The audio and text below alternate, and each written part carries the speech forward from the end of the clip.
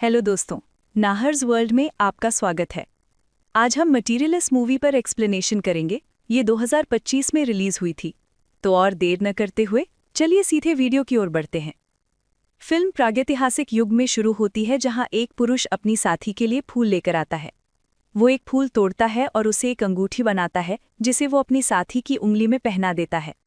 इसके बाद वर्तमान का दृश्य दिखाया जाता है जहां लूसी न्यूयॉर्क शहर में स्थित अडोर मेन मैचमेकर नामक एक कंपनी में मैचमेकर के तौर पर काम करती है।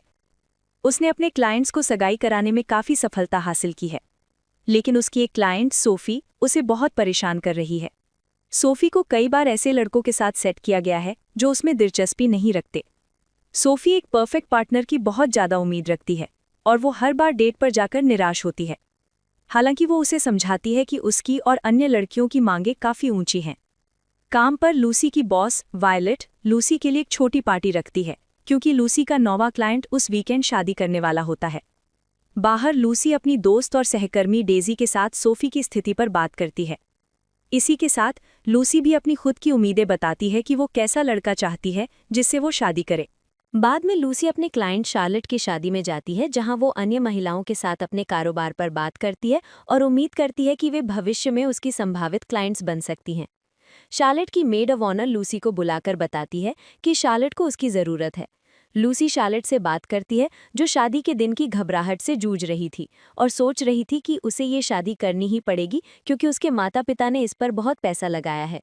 लूसी उसे पूछती है कि वो अपने मंगेतर पीटर से क्यों शादी करना चाहती है और शार्लेट बताती है कि ये सगाई उसकी बहन को जलन महसूस कराती है क्योंकि वो साफ तौर पर समझती है कि पीटर उसकी बहन के पति से बेहतर है। इस वजह से शार्लेट को लगता है जैसे वो अपनी बहन से जीत रही है। लूसी कहती है कि ये कारण भी काफ़ी है क्योंकि वो इस शादी में एक महत्व देख रही है। ये कहकर वो शार्लेट को मना लेती है कि वो शादी जारी रखे। शार्लेट और पीटर की शादी हो जाती है। रिसेप्शन के दौरान लूसी की मुलाकात पीटर के भाई हैरी से होती है, जिसने उसे पहले लोगों को काम पर रखते हुए देखा था। जैसे ही दोनों सहज होने लगते हैं, लूसी हैरान होकर देखती है कि शादी में एक वेटर उसका पूर्व प्रेमी जॉन है। बाद में वो बाहर जाकर जॉन के साथ सिगरेट पीती है और उनके रिश्ते पर बातचीत करती है। जॉन अब भी एक अभिनेता बनने की कोशिश कर रहा था, लेकिन पिछली बार जब वे मिले थे तब से उसकी जिंदगी में कोई खास सफलता नहीं मिली थी। लूसी अंदर लौटती है और हैरी को अपना कार्ड देती है, लेकिन हैरी कहता है कि अगर लूसी उसके साथ नाचेगी तभी वो संपर्क करेगा। लूसी नाचती है जिसे जॉन दूर से उनके नाचने के दौरान देखता है। बाद में जॉन लूसी को उसके घर छोड़ देता है।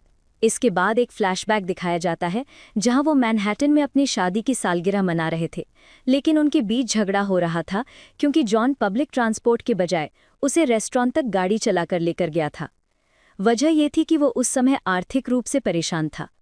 लूसी गाड़ी के बीच में सड़क पर उतर जाती है, जिसके कारण ट्रैफिक के बीच ही उनका झगड़ा शुरू हो जाता है।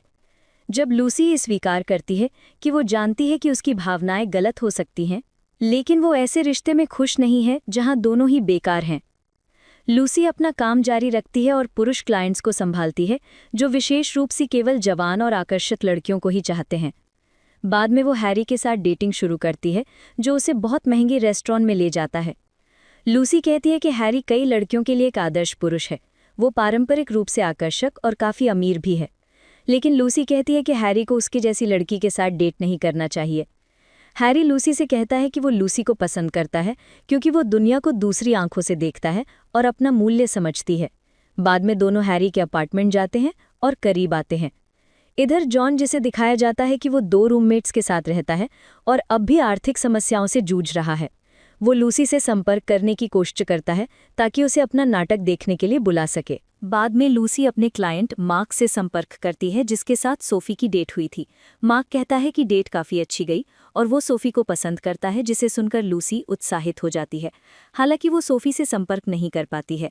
जब वो ऑफिस जाती है तब वायलेट लूसी को बताती है कि उसने सोफी के वकील से बात की है और पता चलता है कि मार्क ने उनकी डेट के दौरान सोफी को परेशान किया था और अब सोफी अडोर के खिलाफ मुकदमा दायर करने की योजना बना रही है। ये सुनकर लूसी हैरान हो जाती है। वायलेट उसे कहती है कि वो सोफी से संपर्क ना करे। लूसी वॉशरूम में जाकर रोने लगती है। बाद में लूसी और हैरी मिलकर जॉन का नाटक टॉम एंड एलाइजा देखने जाते हैं। इसके बाद वे जॉन और उसकी टीम के साथ एक बार में ड्रिंक्स पीने जाते हैं। जब लूसी बताती है कि उसके काम में कुछ समस्याएं चल रही हैं और वो थोड़ी चिंतित है, तो जॉन ज़्यादा ध्यान न देते हुए कहता है, ये तो बस डेटिंग है। लूसी हैरी के साथ वहां से चली जाती है। इसके बाद जब लूसी कुछ महिला क्लाइंट से मिलती है तो उनकी बेतुकी मांगों को देखकर वो निराश होती है। एक महिला जो कि क्लॉज शहर में रहती है और रिपब्लिकन है, वो सख्ती से एक रिपब्लिकन पार्टनर चाहती है। दूसरी केवल श्वेत लड़कों के साथ डेट करना चाहती है और तीसरी की पार्टनर की ज़रूरतों की एक लंबी लिस्ट थी, जिस पर लूसी उन्हें थोड़ी कड़ी बातें सुना देती है। बाद में वायलेट उसे बताती है कि उन क्लाइंट्स ने अडोर की सेवाएं छोड़ दी हैं। वायलेट कहती है कि काम के दबाव के कारण शायद उसका मूड ठीक नहीं है, इसलिए उसे ब्रेक लेने की ज़रूरत है। इसके बाद लूसी सोफ़ी को ढूंढने की कोशिश करती है। जब वो सोफ़ी को देखती है तो सोफ़ी तुरंत उल्टी दिशा में चलना शुरू कर देती है।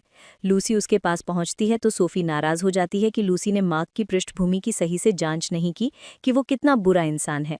लूसी अपना बचाव करने की कोशिश करती है, लेकिन सोफ़ी कोई बात सुनने को तैयार नहीं होती है और लूसी की सेवा छोड़ देती है। बाद में लूसी जॉन को फ़ोन करके रोते हुए अपनी स्थिति बताती है। रात में जब लूसी हैरी के साथ थी, उसने उसके पैर को छुआ और कुछ असामान्य महसूस किया। हैरी तुरंत हटकर किचन में चला जाता है। लूसी उसका पीछा करती है।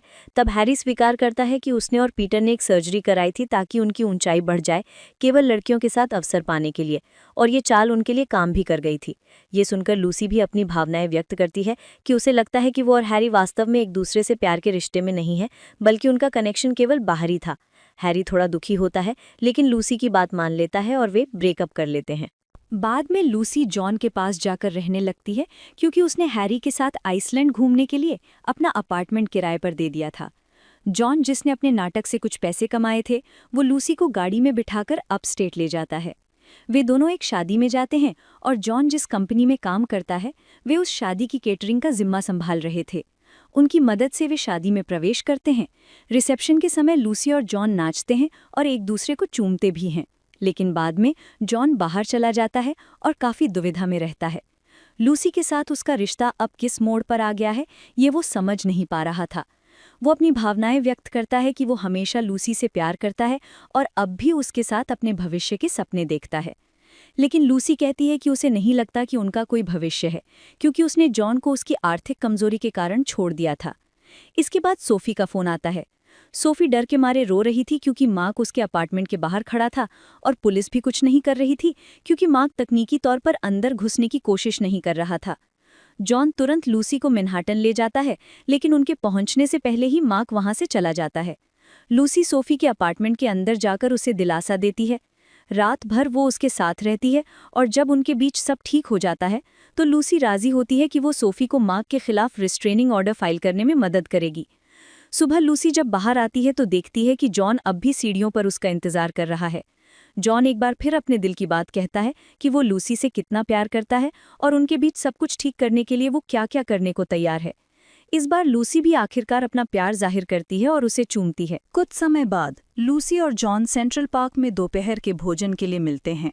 बैकग्राउंड में लूसी अपने वॉइस ओवर में कहती है कि वो हमेशा सोचती थी कि दुनिया के पहले प्रेमी प्रेमिकाओं का क्या हुआ होगा, कैसे उनका प्यार इतनी समस्याओं के बावजूद सफल हुआ होगा।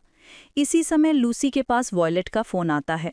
वॉयलेट कहती है कि वो उसे उसके पद के लिए प्रमोशन देना चाहती है, लेकिन लूसी पहले ही इस्तीफा देने की योजना बना चुकी थी। वो कहती है कि वो सोच कर बताएगी। फिर जॉन लूसी को एक फूलों की अंगूठी देता है, ठीक वैसी ही जैसी फिल्म की शुरुआत में प्रागैतिहासिक जोड़े के मामले में दिखाई गई थी, और मजाक में पूछता है, एक बुरा वित्तीय फैसला लोगी? लूसी हंसकर उसे स्वीकार कर लेती है। क्रेडिट्स के दौरान एक लॉन्ग शॉट दिखाया जाता है, जहां लूसी और जॉन सहित कई जोड़े मैरिज लाइसेंस लेने के लिए कोर्ट हाउस की तरफ चलते जा रहे हैं, और इसी के साथ इस फिल्म का अंत होता है। वीडियो पसंद आया हो तो लाइक कर देना, चैनल पर नए हो तो सब्सक्राइब कर लेना। तो मैं आपसे अगले वीडियो में मिलूंगा, तब तक के लिए ख्याल रखना।